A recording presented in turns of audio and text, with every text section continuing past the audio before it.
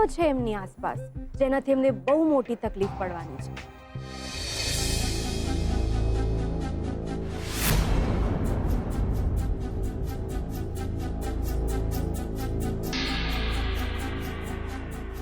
સારિકા શું કરી રહી છે? જુઓ,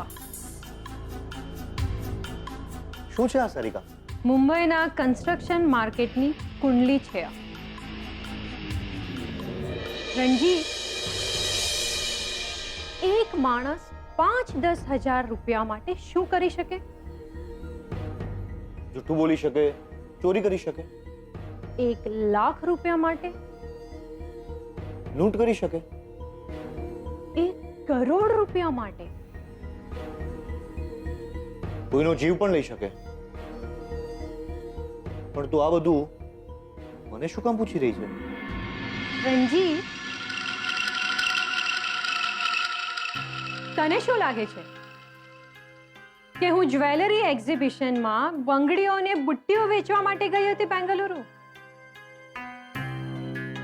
ના, હું મુંબઈ ગઈ હતી.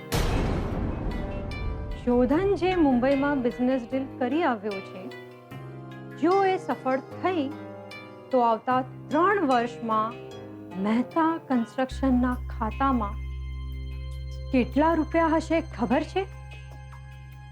ઓછામાં ઓછા 250 કરોડ રૂપિયા.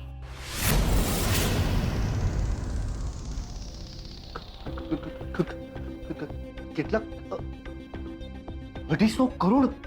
ઓછામાં ઓછા 250 કરોડ રૂપિયા.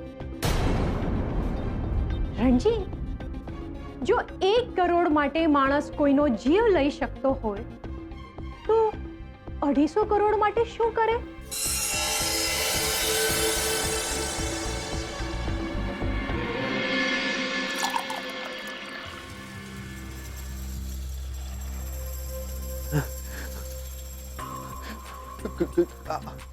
સારિકા, સારિકા, એક મિનિટ. તું બેસ અહીંયા. અરે મને પણ બેસવા દે. મને ચક્કર આવી જશે. સારિકા, સારિકા, તું આ બધું શું બોલી રહી છે? મહેતા કન્સ્ટ્રક્શનના માલિક મારા પપ્પા અને એમના પછી વારસદાર પ્રદ્યુમનભાઈ અને હું. પ્રદ્યુમનભાઈ તો મરી ગયા છે, તો હવે બાકી કોણ? તું. તો પછી આટલી મોટી રકમનો માલિક શોધન એકલો કેમ? આ ફેમિલી બિઝનેસ છે. શોધન મને ઓવરટેક કેવી રીતે કરી શકે? પપ્પા પછી આ બિઝનેસ મારો, શોધન મારા પછી. અરે હા, પણ તારા પપ્પાએ તો સામે ચાલીને આખો બિઝનેસ શોધન હાથમાં સોંપી દીધો છે. અને અત્યારે ખુરશી ઉપર શોધન જ બેઠો છે ને. શોધન અત્યારે ખુરશી પર બેઠો નથી, એ આપણી અને 250 કરોડની વચ્ચે ઊભો છે. તો એ જ આટલી મોટી રકમ માટે માણસ શું ના કરી શકે? મતલબ કે તું શોધનનો જીવ?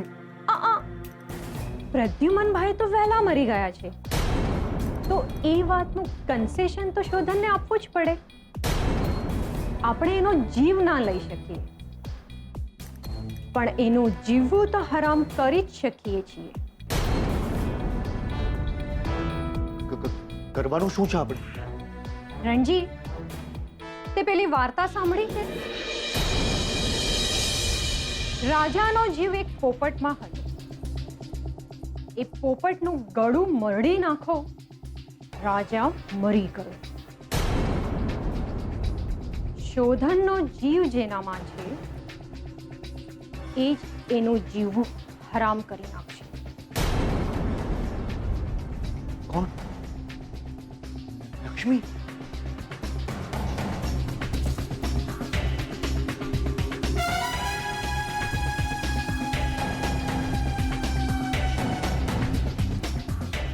હા, લક્ષ્મી.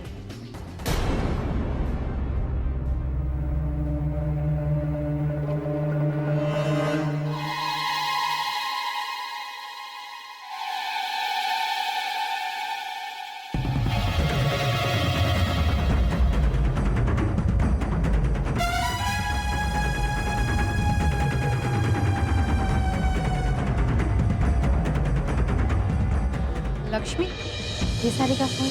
જમવા બેસે છે? જી. પછી જમજે. મારી સાડીઓ નથી મળી રહી. ડ્રાય ક્લિનિંગમાંથી તો ક્યારની આવી ગઈ છે. ક્યાં મૂકી છે તે? અરે એ તો મેં તમારા કબાટમાં જ મૂકી હતી. મને તો ના દેખાય.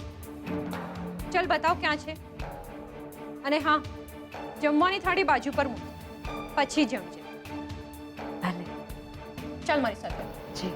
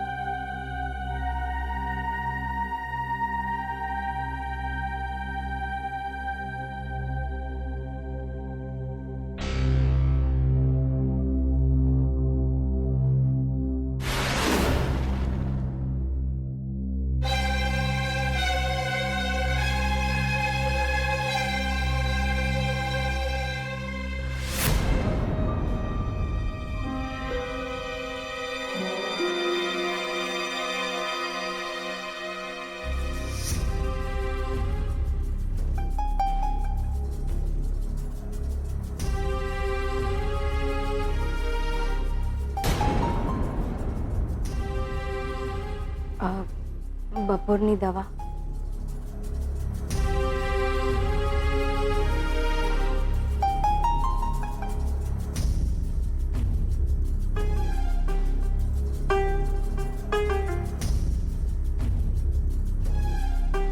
બહુ મોડું જમો છો આજકાલ તમે? ઘરમાં કામ બહુ હતું તો. કામ છે કે પછી પેલા પાગલને જમાડવા જાઓ છો? ના, એ માણસ તો. લક્ષ્મી, મને કેમ? લક્ષ્મી, લક્ષ્મી શું થાય છે?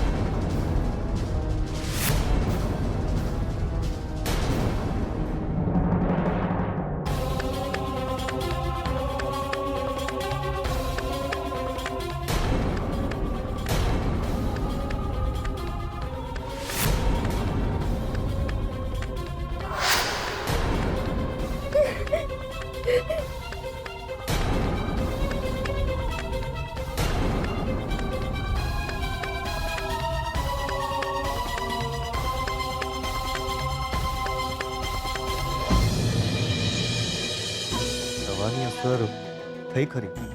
શોધનને ખબર નથી કે માણસને આંગળી આપે તો આખો હાથ પકડી લેતો હોય છે.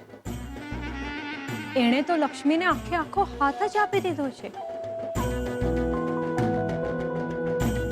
હા, અને એ પણ શ્રુતિના દેખતા. આ તો હજુ શરૂઆત છે શોધન.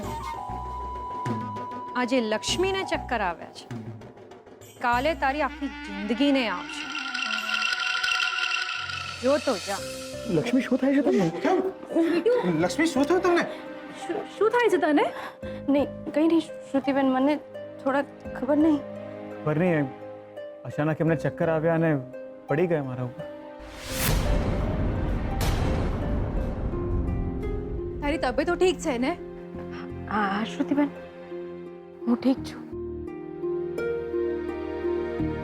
હું તમને પાણી આલું? હા હા. ના ના, મને સારું છે.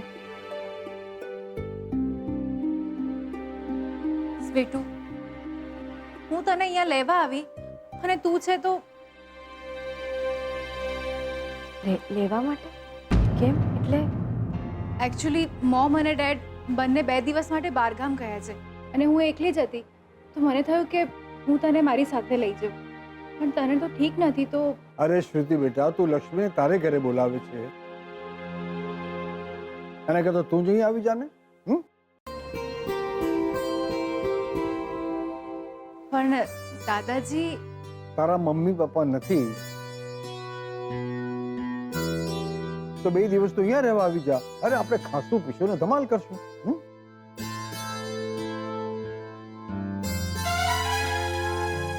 પણ દાદાજી, હું આમ લગ્ન પહેલા અહીંયા રહેવા આવું તો. હા તો કેમ? આ તારું ઘર નથી? અરે તારા ના શોધોના લગ્ન થવાના જ છે ને, તો પછી ત્યાં એકલો શું કામ રહેવાનું? હા પણ લા બહુ ભાવ ના ખાવ ને યાર. લા હા પડી દો એટલે વાત પતે. ઠીક છે દાદાજી, તમે આટલું કહી રહ્યા છો તો 2 દિવસ માટે રોકાઈ જઈશ.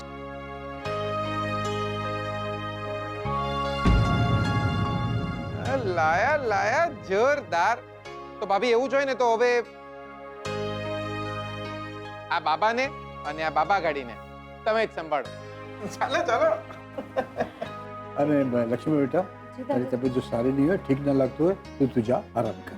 જી દાદાજી.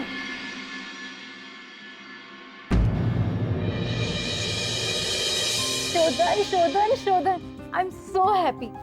એકચ્યુઅલી મારે તો અહીંયા જ રહેવા આવવું હતું, એટલે જ તો મમ્મા અને ડેડ સાથે હું બહારગામ ના ગઈ. પણ મને થયું કે હું બધાને કહું કેવી રીતે કે મારે અહીંયા જ રહેવું છે. એટલામાં જ તો દાદાજીએ સામેથી ફરમાન બહાર પાડી દીધું. આઈ એમ સો હેપી. એકચ્યુઅલી મને મારા ઘરે હવે જરાય ગમતું નથી. મારું ચાલે ને તો આજે જ તારી સાથે લગ્ન કરીને અહીંયા રહેવા આવી છું. તું અહીંયા બેસ, હું હમણાં જ આવી. હા, ક્યાં જાય છે? સ્વીટુની તબિયત ઠીક નથી ને, તો જીગર છે શ્રુતિ, એમની દેખભાળ રાખવા માટે જીગર છે હવે. ઓકે.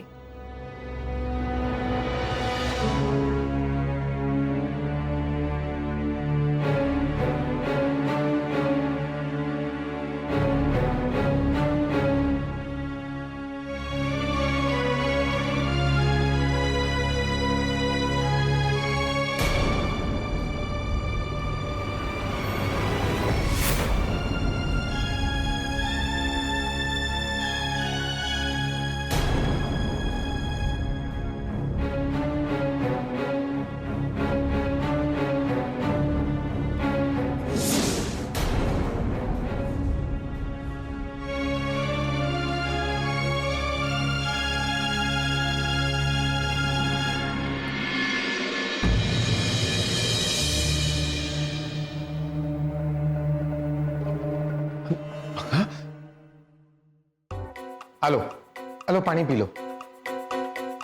ના શ્રુતિબેન, મને એમની સાથે જોઈ ગયા. એટલે મેલો ને દ્યો. મારી તબિયત સારી નહીં ને તમને એમની ચિંતા છે.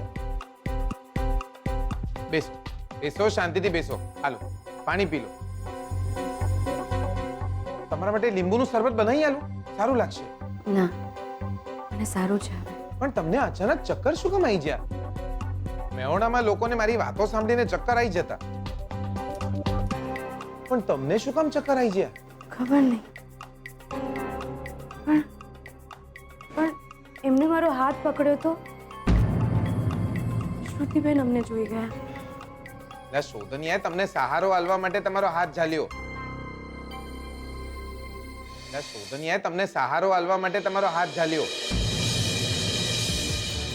નહીં તો તમે પડી જતા. હા, પણ શ્રુતિબેન અમને જોઈ ગયા. એટલે મેલો ને દિયોર. એટલે શ્રુતિ ભાભીને એ વાતનો પ્રોબ્લેમ નહીં, તમે શું કામ આટલું બધું ટેન્શન લો છો? એટલે તમારો આ જ પ્રોબ્લેમ છે, માથાનો દુખાવો કાયમનો. શોધનિયાએ બીજી વાર તમને સહારો આલવા માટે તમારો હાથ ઝાલ્યો, તમે એને સંબંધ માની બેઠા. બીજી વાર? પહેલી વાર ક્યારે હતું? તમારા લગ્ન થયા હતા ત્યારે.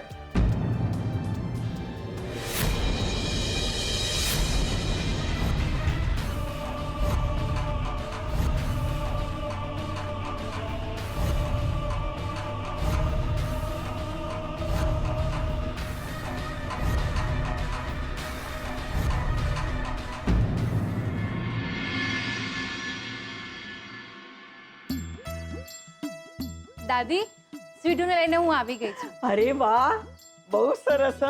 આલી એ અચકો મચકો કારેલી. આમ નજીક બેસો, નીચે બેસો. હા હા. બેટા, તારે જરા ઉઠવા બેસવામાં સંભાળવાનું છે, પણ તું પણ નીચે બેસ. અને આજે છે ને બધાને એક ખાનગી વાત કરવાની છું, એકદમ એડલ્ટ. પુખ્ત વયનાઓ માટેની વાત. લે શોધનિયા, લે સુઈ ગયો કે જાગે છે? ઓહ, મને તો શ્રુતિ હશે. આઈલા, લે અત્યારથી જ દિયોર. But just shut up, okay? કઈ પણ બોલે છે તું? નેનો હતો ત્યારથી જ.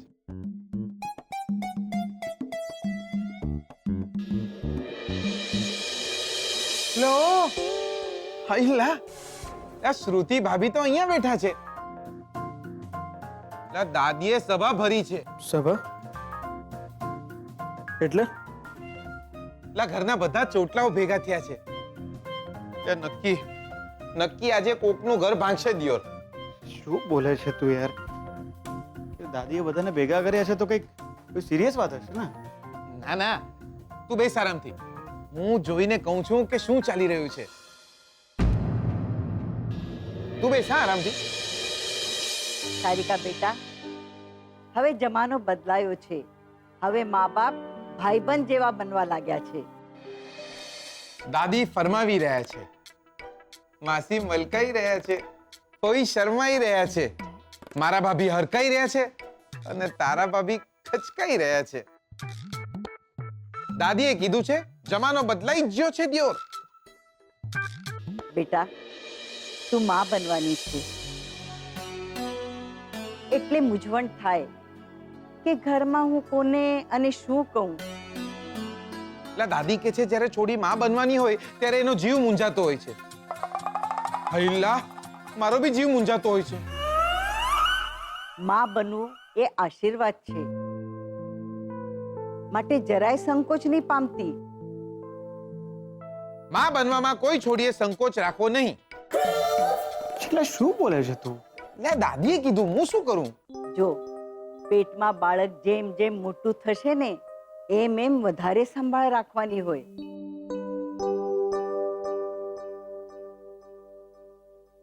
આલીએ, તું શેની શરમાય છે ચાપલી? તારા અને લક્ષ્મીના લગ્ન માથે છે